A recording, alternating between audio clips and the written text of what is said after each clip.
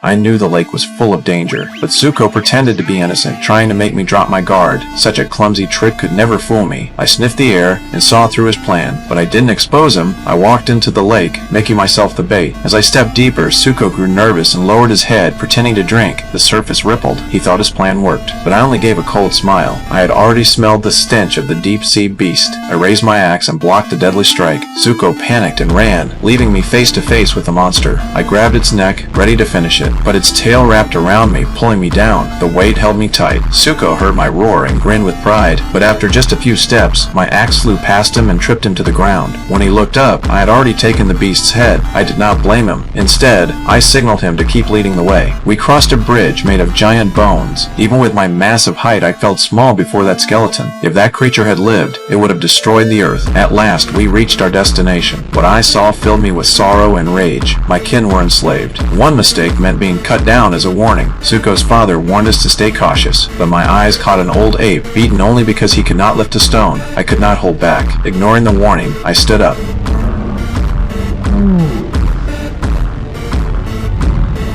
The overseer grew furious. The bald ape twisted the story and rushed to the chief. The Scar King heard someone had entered his domain. His cold eyes opened in the shadows. He stepped out, without a trace of true majesty. He walked to me, studying closely. He saw the false tooth in my jaw and laughed, but as he turned away, he gave a sinister smile. He struck without mercy, kicking Zuko's father into the magma. I roared in fury. The Scar King showed no fear.